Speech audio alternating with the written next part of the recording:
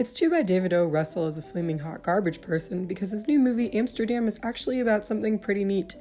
Both the advertising campaign and the screenplay really buried the lead on this quirky historical comedy. Amsterdam is a terrible name for a film about American history, and David O. Russell sounds like a pretty terrible person. But it was incredibly shrewd to make Amsterdam in a post-insurrection America, because Amsterdam is basically about a time white supremacists tried to overthrow the White House.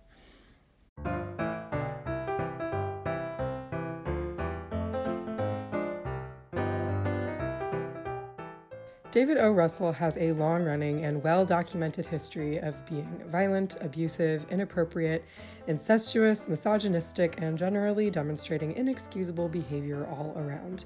You can peep the description for more details, but he's basically a very problematic dude who gets constantly rewarded with Oscar nominations.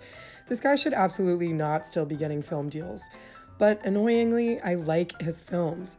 Silver Linings Playbook was a really compassionate look at people living with mental illness.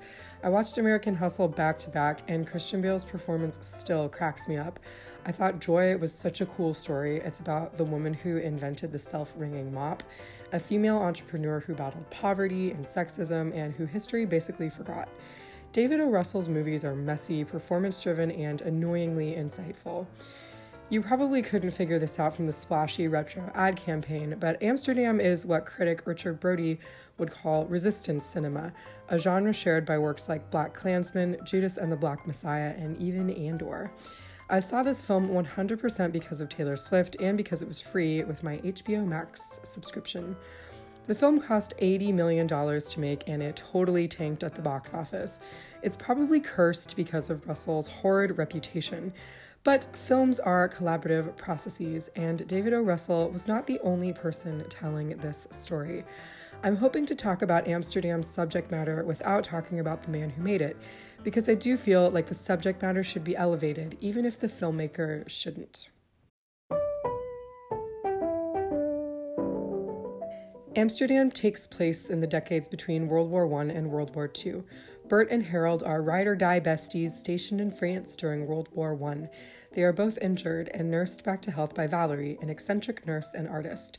After World War I, Bert, Harold, and Valerie enjoy an idyllic post-war romp in Amsterdam, free of the racism, classism, and prejudice they experience back home in America. But they begrudgingly return to America for what can only be described as hope in the American dream. Bert wants to win over his Fifth Avenue wife. Harold wants to defend Black people by becoming a lawyer. Valerie actually doesn't want to go back, but her family drags her back and invents a nerve disorder for her to suffer from. After 12 years apart, Bert, Harold, and Valerie are unwittingly roped into a conspiracy to overthrow President Franklin Delano Roosevelt and install a fascist American dictator.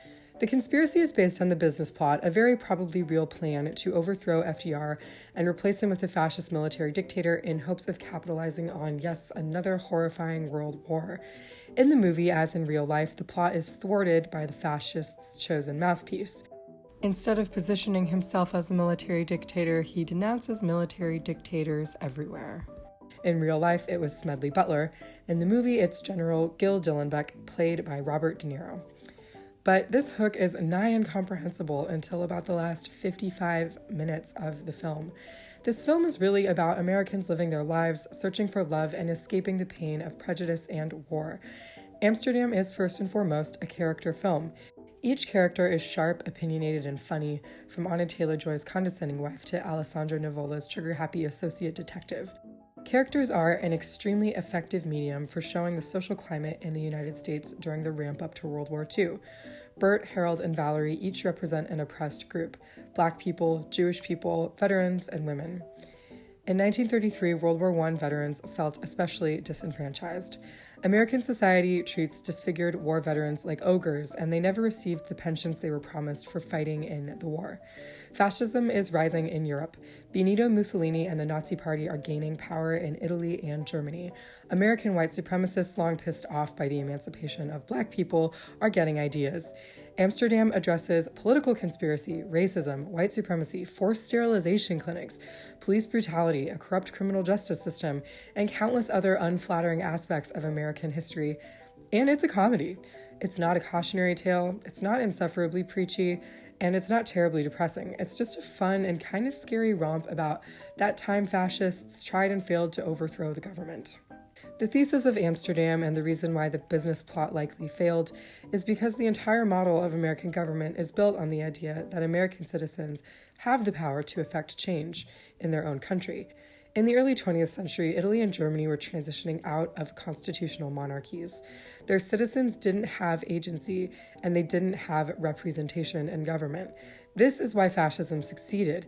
Fascist leaders presented themselves as the voice of the people who were historically silenced.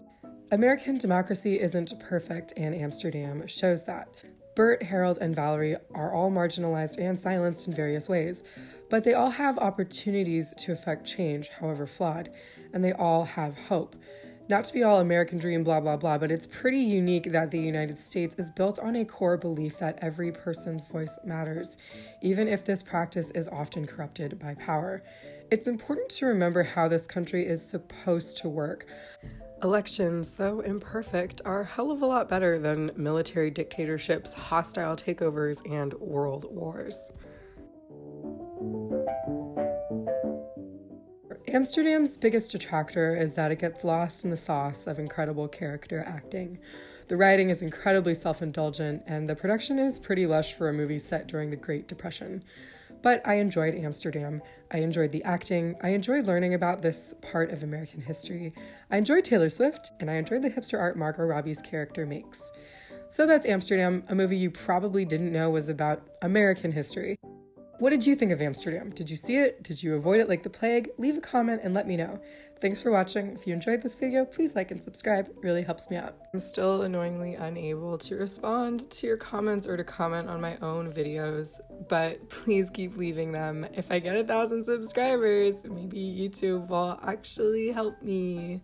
Thanks!